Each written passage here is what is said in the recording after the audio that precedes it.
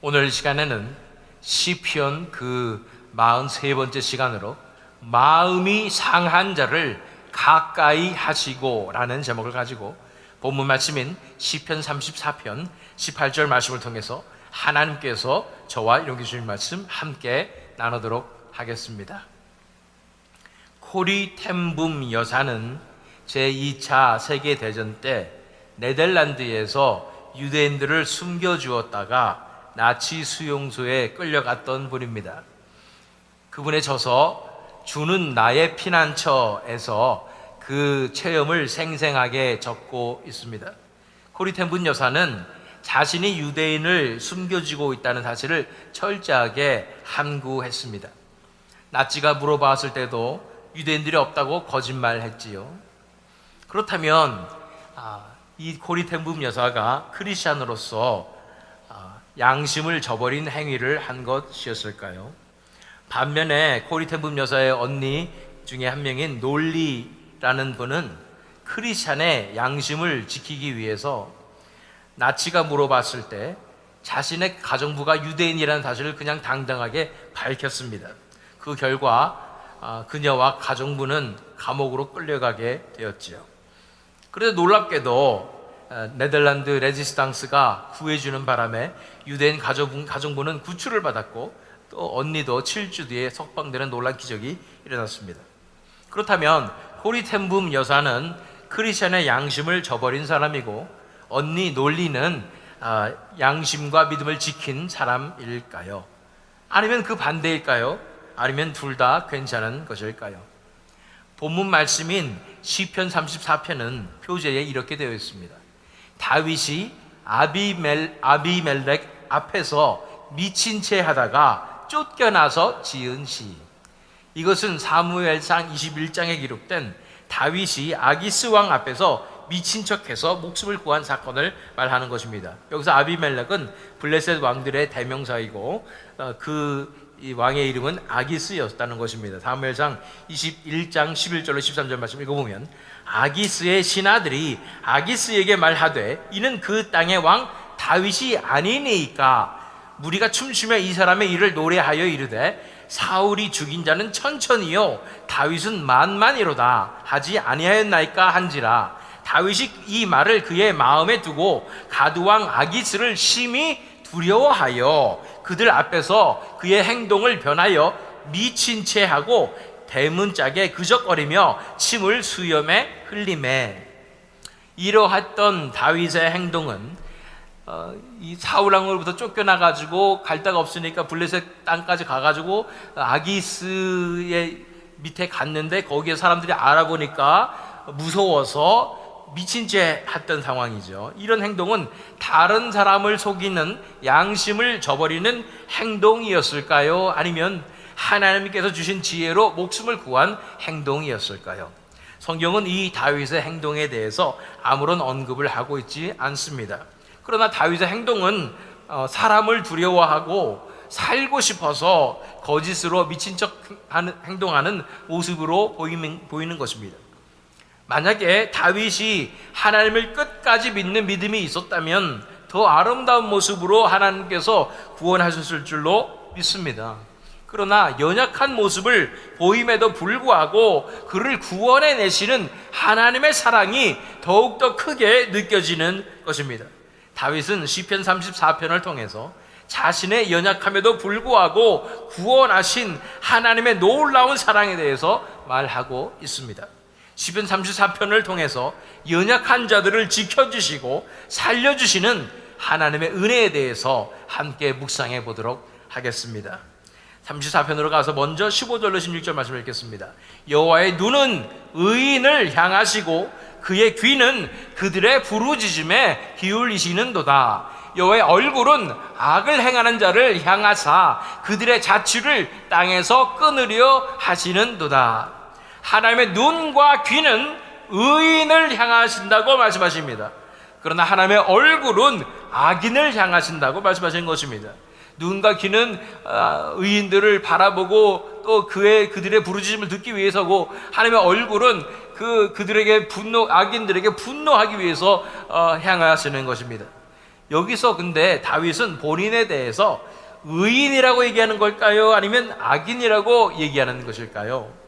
분명 사무엘상 21장에 나타난 다윗의 모습은 악인의 모습일 수도 있을 것 같습니다. 사람을 두려워했고요, 또 거짓으로 속이기 때문입니다. 정직하지 못하고 하나님을 끝까지 믿어드리지 못하는 연약한 모습이기 때문인 것입니다. 그러나 시편 34편의 맥락 전체에서 보게 될 때 다윗은 자신을 의인이라고 표현하는 것을 알 수가 있습니다. 어떻게 해서 다윗은 자신을 의인이라고 말하는 것일까요? 무엇보다도 우리가 알아야 될 것은 인간이 스스로 의인이 될 수는 없습니다. 의인은 없나니 하나도 없으며 라고 말씀하셨지요. 절대적인 하나님의 은혜로 그의 독생자를 희생하신 그 사랑으로 말미암아 의롭다함을 입을 수 있을 뿐입니다. 그런데 다윗은 어디를 봐서 자신은 의인이라고 주장하는 것일까요? 우리가 알 수 있는 것은 다윗은 자신 스스로의 상태나 또 행동에 집중하지 않고 있다는 것입니다. 다윗은 시편 전체를 통해서 자신의 마음의 태도에 집중하고 있다는 것을 볼 수 있는 것입니다. 자신의 마음을 살피고 마음의 태도를 살피고 있는 거예요. 7절로 9절로 말씀을 가면 여호와의 천사가 주를 경외하는 자를 둘러 진치고 그들을 건지시는도다. 너희는 여호와의 선하심을 맛보아 알지어다. 그에게 피하는 자는 복이 있도다. 너희 성도들아 여호와를 경외하라. 그를 경외하는 자에게는 부족함이 없도다. 아멘. 의인을 건지시는 하나님께서 하나님을 경외하는 자를 구하신다고 말씀하여 주시는 것입니다. 한마디로 다윗이 생각하는 의인 어떤 사람이냐? 겉으로의 행동이 의로운 사람이 아니라, 또는 도덕적인 모습이 의로운 사람이 아니라 그 마음에서 진심으로 하나님을 경외하여 그분께 도움을 구하는 자라는 것입니다. 다윗은 항상 자신의 겉으로 나타나는 행위를 살피지 아니하고 자신의 마음의 중심을 살펴서 하나님을 인정하고 경외하며 사모하는 자신의 마음을 지켰던 것입니다. 이런 삶은 날마다 자신의 마음을 돌아보는 삶입니다. 마음에 숨겨진 동기를 점검하며 정말 스스로가 아니라 하나님을 사랑하고 자신을 위한 것이 아니라 하나님을 위해 살아가는 삶인 것입니다. 그러나 너무나 많은 경우에 우리 크리스천들은 우리 자신들의 행동에 집중하는 모습을 볼 수가 있습니다. 다른 사람이 보는 모습에 집중하는 경향이 많습니다. 우리의 마음은 다른 사람들이 볼 수 없지만 행동은 보아서 그걸 가지고 우리를 판단하고 정죄하기 때문인지도 모르겠습니다. 또는 그것 때문에 우리를 칭찬할 수도 있다는 것입니다. 우리의 도덕적인 양심이 중요해서 자신을 제어하며 그렇게 열심히 살아가려는 것입니다. 우리가 알아야 될 것은 이런 모습이야말로 예수님께서 그토록 싫어하시고 혐오하셨던 율법주의의 자세일 수 있다는 사실을 알아야 하는 것입니다. 성경 전체를 통해서 행위를 제어하지 말고 마음의 태도와 동기를 살피라고 말씀하고 있습니다. 우리가 최근에 살펴봤던 욥의 문제도 마찬가지였습니다. 자신의 행동에 집중하게 될 때 우리는 율법주의적 완벽주의에 빠질 수가 있습니다. 자기 의의 늪에 빠질 수가 있는 것입니다. 이렇게 마음을 지켰던 다윗이 놀란 말씀을 선포하는 것이 바로 11절부터 13절의 말씀이죠.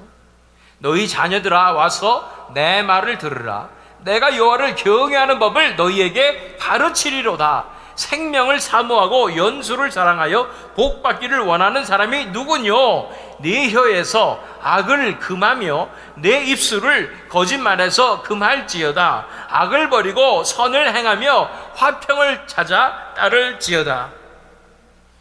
다윗은 하나님을 경외하면 입술에서 거짓말을 하지 않는다고 말씀하고 있습니다. 악을 버리고 선을 행한다고 말씀합니다. 화평을 추구한다고 말씀하는 것입니다.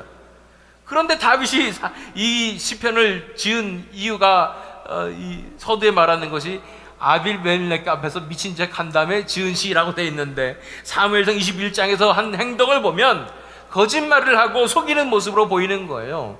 다윗은 정말로 자신이 거짓말을 하지 않고 악하지 않았다고 생각하는 것일까요? 우리의 도덕적인 관념과 기준으로 보면 분명히 거짓말한 것 같은데요. 서두에 고리 덴붐 여자의 예를 들었습니다. 그녀의 한 행동이 하나님께서 싫어하시는 정직하지 못한 죄를 지은 것인가?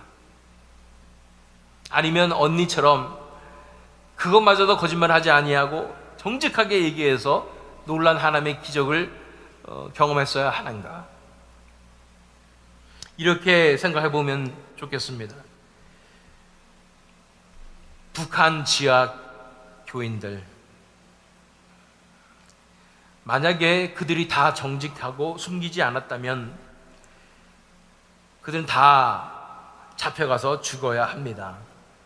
자신이 크리스찬이라는 것을 숨기고 살아가는 것은 거짓말이고 크리스찬의 양심을 저버리는 것이 아니겠습니까?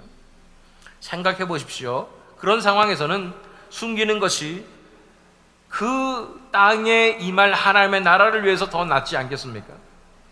그래야 한 영혼이라도 더 복음을 전하고 구원하며 그 누군가는 예배 드리며 그 나라를 위해서, 민족을 위해서 숨어서 부르짖어야 하지 않겠습니까?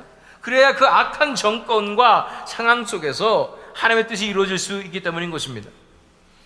그렇다면 초대 교인들은 카타콤에 왜 숨어 있었나요? 그들은 왜 자신들이 겉으로 크리스찬인 것을 밝히지 않았었나요? 우리도 모르게 자신을 얽매이는 이런 도덕적 완벽주의에 빠질 때가 있습니다. 이것은 예수님 시대에 바리새인들이 가지고 있었던 치명적 문제였습니다.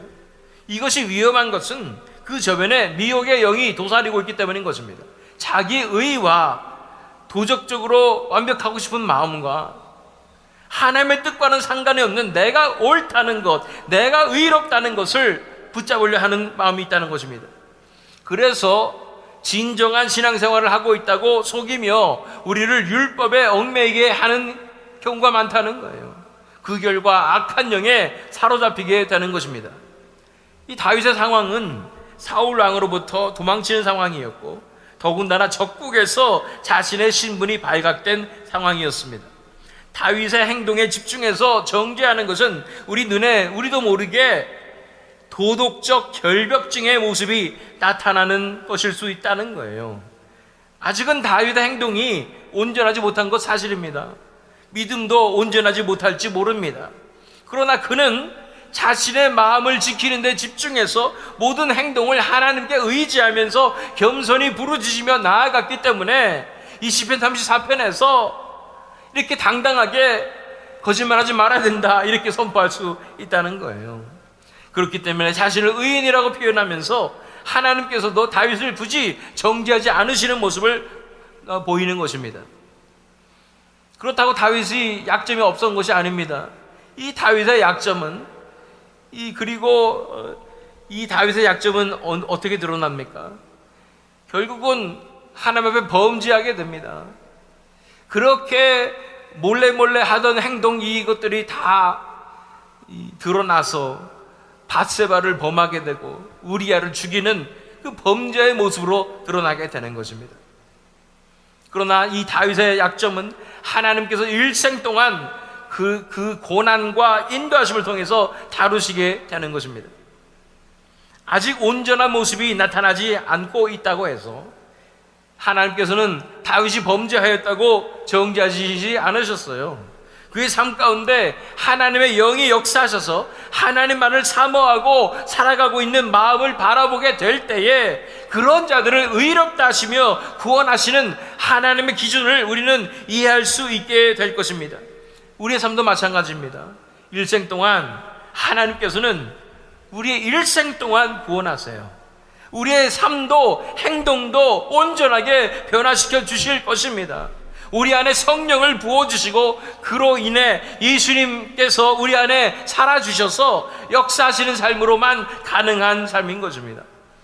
그러나 만약 우리 삶 가운데서 이런 새 생명이 부어지고 성령님을 주시는 진정한 회심의 역사가 아직 나타나고 있지 않다면 여기서 우리는 멈추고 이 회심의 역사를 위하여 간구해야 합니다. 이 회심으로부터만이 진정한 신앙이 시작되기 때문인 것입니다. 이 진정한 회심은 정말로 강력합니다. 그 전에 우리는 죄악을 사랑하며 자신만을 사랑하였던 죄인이었습니다. 그런데 이제는 그 십자가의 사랑과 하나님의 구원의 경륜을 깨닫고 온전히 회개함으로 나아와서 이제는 하나님만을 사랑하고 그분을 위해서 살아가며 거룩한 성도의 삶을 소망함으로 인생을 온전히 헌신하게 되기 때문인 것입니다. 안타깝게도 그런데 많은 분들이 자신이 진정한 회심을 했다고 착각하고 살아가고 있습니다. 부흥회 가서 또는 수련회 같은 데 가서 은혜 받았다가 작심삼일의 결단을 하고서는 다시 아무렇지도 않게 살아가는 이런 모습들. 어떤 분들은 또 모태신앙이기 때문에 나는 특별히 예수님을 깊게 만난 체험도 없고 삶의 중심이 변화된 적도 없는데 회심했겠거니 하고 살아가는 분들도 적지 않습니다. 그래서 하나님께서 부흥의 놀라운 역사를 일으키셨을 이 18세기에 일어난 일은 정말로 우리가 회심이 필요하다는 것을 하나님께서 드러내신 것입니다. 그래서 정말로 예수님 만나고 정말로 내 인생이 송두리째 변화되는 놀라운 그 경험이 필요하다고 말씀해 주시는 것입니다. 회심은 새 생명이 임하고 성령이 부어지는 놀라운 역사입니다. 자신의 삶이 송두리째 변화되는 강력한 역사일 뿐 아니라 일평생 지속되는 삶의 태도와 변화를 가져오는 것입니다. 내 마음이 이제는 새로운 기질이 시작되는 거예요. 새로운 생명이 내 안에서 시작되는 것입니다. 그렇기 때문에 진정한 회심의 역사가 아직 나타나지 않았다면 무엇보다도 이 회심의 역사를 위해서 간절히 부르짖어야 합니다. 하나님의 은혜가 임할 때까지 포기하지 말고 간절히 부르짖을 때 하나님께서 은혜를 내려주셔서 이런 진정한 회심의 역사로 인도하여 주실 것입니다. 그러나 여러분 가운데에서 진정한 회심이 있었다면 우리 안에 임하신 성령님과 예수님의 역사를 신뢰함으로 우리의 마음을 지키는 데 집중해야 합니다. 마음에 충실하고 한 걸음 한 걸음 순종하며 나아가게 될 때 행위가 하나님 앞에 온전케 되는 그날이 언젠가는 반드시 오게 될 것입니다. 신학 용어 중에 유명한 말이 already and not yet 이라는 말이 있습니다. 우리 구원은 이미 이루어졌지만 동시에 아직 이루어지고 있는 과정이라는 것입니다. 우리 안에 새로운 생명이 시작되었고 하나님의 영이 부어졌기 때문에 이미 우리는 의롭게 된 것입니다. 그러나 그 결과인 삶의 변화는 우리 삶 가운데 아직 이루어지고 있고 결국은 마지막 날에 완성될 것이라는 것을 믿습니다. 이제 본문 말씀인 18절 말씀을 읽겠습니다. 여호와는 마음이 상한 자를 가까이 하시고 충심으로 통회하는 자를 구원하시는도다. 다윗은 자신의 연약함이 드러났음을 인정합니다.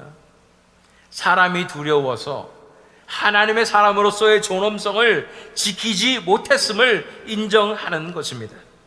결국 하나님의 영광을 드러내지 못했다는 것을 인정합니다. 그래서 마음이 상했고 충심으로 통회한다고 선포하는 것입니다. 도덕적으로 온전하게 사는 사람이 의인이 아닙니다. 이렇게 자신의 연약함을 인정하며 상한 마음으로 통회하는 사람이 의인인 거예요. 여기서 다윗이 생각하는 의인의 정의가 드러납니다. 자신이 스스로의 행동을 제어하고 완벽주의로 사는 사람이 의인이 아닙니다. 오히려 자신의 연약함을 인정하고 통회하는 사람, 하나님을 경외하며 그 마음을 지키는 사람이 의인인 것입니다. 이런 사람들을 한마디로 자신을 신뢰하는 것이 아니라 하나님을 신뢰하고 믿는 사람들을, 그래서 간절히 하나님께 부르짖는 사람들을 하나님께서 반드시 구원해 주시는 것입니다. 계속해서 19절로 20절 말씀 읽어보면 의인은 고난이 많으나 여호와께서 그의 모든 고난에서 건지시는도다. 그의 모든 뼈를 보호하시며 그 중에서 하나도 꺾이지 아니하도다. 다윗은 여기에서 다시 한번 예수님을 예표하는 것을 볼 수 있습니다. 예수님의 뼈가 꺾이지 않았음이 예언되고 있다는 것이지요. 예수님께서 사신 삶이야말로 이러한 진정한 의인의 삶이었습니다. 물론 율법의 모든 요구를 충족시키는 삶이셨지요. 그러나 결코 도덕적 결벽증으로 사시는 삶이 아니었습니다. 예수님은 죄인들과 세리와 창기들의 친구셨습니다. 그들과 함께 식사하며 그들과 함께 시간을 보내셨지요. 결코 남들이 보는 행동에 집중하지 않으셨습니다. 남들의 시선을 의식하지 않았습니다. 심지어는 율법주의의 시각으로 볼 때 안식일을 범하는 치명적인 실수를 수차례나 저지르셨습니다. 그러나 예수님께서 하신 이 땅에서의 삶은, 이 모든 일들은 하나님의 마음과 연합하여 그분의 소원을 들어드리며 그분의 뜻에 순종하는 온전한 삶이었던 것입니다. 그것이 의인의 삶인 것입니다. 도덕적으로 완벽하고 법적으로 완벽한 것이 아니라 하나님의 마음에 온전히 합하여 하나님의 소원을 들어드리며 하나님만을 사모하는 그 마음을 지키는 삶이 의인의 삶이라는 거예요. 그야말로 마음을 다하고 뜻을 다하고 힘을 다하고 목숨을 다하여 하나님 한 분만 사랑하는 삶이었던 것입니다. 그리고 예수님의 하나님만을 위한 사랑은 십자가에서 죽기까지 복종하심으로써 증명되었습니다. 십자가의 사랑은 하나님 아버지를 사랑할 뿐 아니라 하나님께서 보내신 그 영혼들을 사랑해서 그들을 위해서 자신을 온전히 희생하신 놀라운 사랑이었습니다. 이런 예수님을 따라가는 삶이 의인의 삶입니다. 도덕적 완벽주의와 결벽주의가 아니라 마음이 온전히 하나님께로 향하여 그분만을 신뢰하고 그분께만 순종하는 믿음의 삶인 것입니다. 이렇게 살아가는 의인들을 하나님께서는 반드시 구하시고 지켜주신다고 다윗은 고백하고 있는 것입니다. 아직도 의지할 구석이 남아있는 사람들은 하나님께서 도와주시지 않으시고 그냥 내버려 두십니다. 그러나 하나님 한 분만을 의지하는 그 사람들은 반드시 하나님께서 구원해 주시는 것입니다. 10절 말씀을 읽겠습니다. 젊은 사자는 궁핍하여 줄일지라도 여호와를 찾는 자는 모든 좋은 것에 부족함이 없으리로다. 마지막 심판대가 오면 다들 망하게 될 것입니다. 젊은 사자도 궁핍하여 죽는 시대가 올 것입니다. 그러나 하나님만을 의지하는 자들은, 하나님만을 찾는 자들은 살게 될 것입니다. 오히려 부족한 것이 없이 채워주시는 것입니다. 더 이상 어떤 것도 신뢰하지 마십시오. 세상 그 누구도 우리를 도와줄 수 없습니다. 돈이 우리를 구원하지 못합니다. 내 주먹도 나를 살리지 못합니다. 일생 동안 하나님께서 고난의 삶을 통해서 우리에게 보여주신 것은 우리가 의지하고 신뢰할 분은 오직 하나님 한 분이라는 것입니다. 자꾸만 스스로를 의지하고 신뢰하고 싶어하는 마음을 이제 십자가에 못 박으십시오. 우리는 아무런 자격도 능력도 없는 전적으로 타락한 죄인들일 뿐입니다. 우리 자신의 연약함을 인정하고 이제 하나님을 경외함으로 마음을 지켜내십시오. 베옷을 찢지 말고 마음을 찢고 하나님 앞에 겸손히 나아오십시오. 다시 본문 말씀으로 돌아갑니다. 여호와는 마음이 상한 자를 가까이 하시고 충심으로 통회하는 자를 구원하시는도다. 결국은 마음에 관한 것입니다. 마음의 건강이 신앙의 건강입니다. 마음의 상태를 지키십시오. 내 자신을 점검하되 내 마음이 상해 있는가? 이렇게 겸손하게 상한 심령으로 나아오는가, 항상 겸손히 통회하고 있는가를 살펴보아야 합니다. 이것을 놓치면 우리는 어느새 금세 교만하여집니다.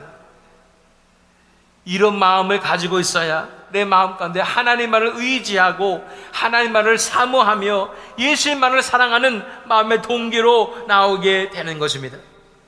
겉으로 나타난 행위의 모습을 지키지 말고 마음의 동기를 지키십시오. 내 마음의 동기가 진정으로 하나님만을 즐거워하고 그분을 영화롭게 하는 것인가, 아니면 내 자신의 유익을 구하고 내 자신이 드러나기를 원하고 다른 사람에게 인정받고자 하는 욕심이 숨어있지는 않은가. 내 마음에 하나님의 나라가 임했는지 살펴보십시오. 내 마음이 천국의 기쁨과 평안 그리고 감사로 채워져 있는가, 아니면 세상에 대한 염려와 걱정과 불안 혹은 불만과 시기와 분노로 채워져 있는가.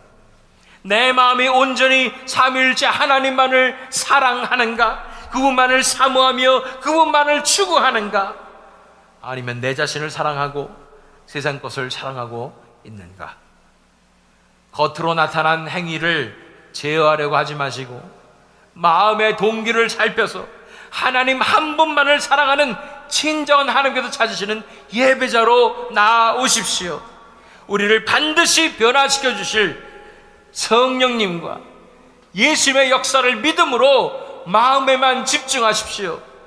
이렇게 마음에 집중함으로 도덕적 결벽주의의 늪에서 벗어나서 진정으로 성령을 통하여 예수님과 연합되어서 하나님을 영화롭게 하는 의인의 삶으로 나아가서 놀란 의인의 성령의 열매를 맺음으로, 그래서 약속된 천국의 삶을 누리시는 저와 여러분 되시기를, 또한 이 새믿음 장로교회 되기를 예수 그리스도의 이름으로 축원합니다.